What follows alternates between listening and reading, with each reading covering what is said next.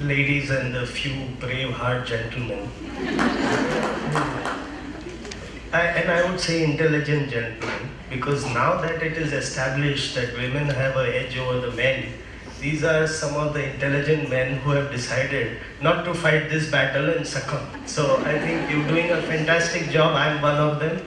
So ladies, you should give a round of applause to these men.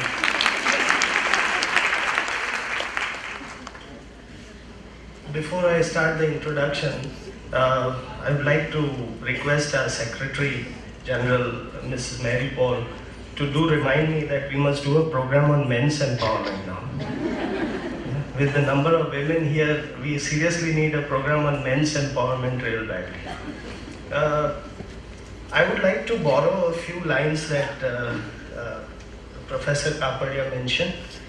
The 6 most important words, I admit I made a mistake. This is for the men. Yeah? Works like a charm. The 5 most important words, you did a good job. The 4 most important word, what is your opinion? Don't forget to ask that, otherwise you're in big trouble. The 3 most important words, if you please. The most important word, we, and the least important word, I.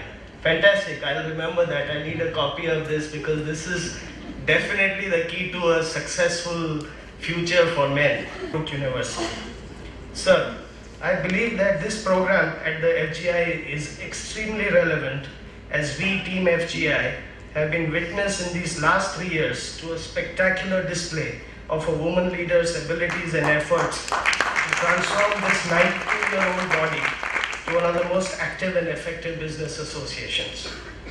Incidentally, I'm also proud to mention that we have yet another woman leader who leads our secretariat, Mrs. Mary Paul. Sometimes makes you... just some quick closing remarks and some thought-provoking questions for them. There's no denying the fact that women make fantastic leaders, fantastic professionals. My experience at my workplaces, and we do hire a lot of women and in key positions now, we find them to be very goal-oriented, diligent, persistent, a lot of humane touch, if you may. They are able to get things very nicely done out of people, which a lot of our men have those feelings. They're very ethical. And finally, one of the primary things that they have, which quite a few men don't have, is the sixth sense. You know, they're somehow able to figure out that something is amiss and something is gonna happen, you know, which is very interesting. So we have a lot of gender balancing happening within our organization. There's one small point that I would like to ask you. You know, many a times with a lot of women, there is a perception that, you know, when you're talking about gender equality, it should be equality in terms of how they are treated at work as well, you know. So a lot of men employees argue that if you say that they must get the same salaries, the same perks as men do, then why is it that you're slightly softer when it comes to giving them targets? So what is your opinion on that? What should be, can somebody take that question? What? I don't think there should be any difference because of course I've not heard difference in salaries today, I hope. That was some time back which I think it was more prevalent. Today we are definitely given equal goals, equal kind of expectations. Just like each one of us has our individual personality and individual capabilities, an individual set of passion that you have. It is just like that. It's not about being a man or a woman. So I think it's important for us to bring everything of ourselves and do what is given to us as a goal and work towards those goals. So if we do that, regardless of whether we are a man or a woman, we would be equated against that. Today, I think that's purely the way any of us look at it, especially in IT, and I'm sure in the other industries as well, that because a lot of our customers are in different industries, and I've seen that it is pretty much equal now. In fact, I'd just like to share a small joke on that because I was going for this diversity meeting, and I just with the Walmart CIO, who's a lady and who's very passionate about leadership, And I just told one of my male colleagues that, I had this meeting, so I'll meet you later because I'll have to finish that meeting. So he said, what's it about? I said, diversity. So he said, do you qualify?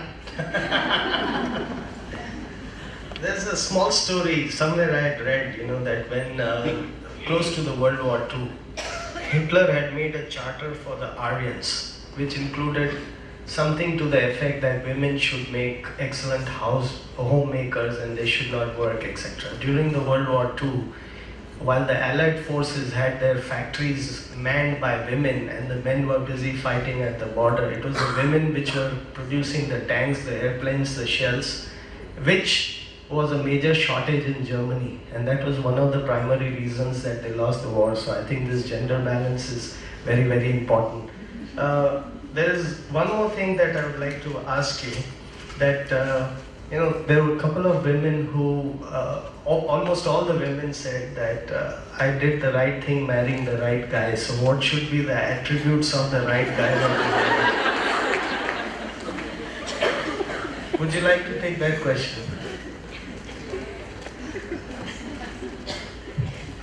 It's actually very difficult to find one. But I think it's mutual respect. I think that's very, very important in terms of you appreciating each other, and he also supporting you in terms of whatever decisions you are taking, as much as what you would do for him. And like many stories, I think what we do is, a lot of times, if we have to go out somewhere, we'll say, "Kya pehnu?" Suggest karo, khane mein kya khana hai, kya banao.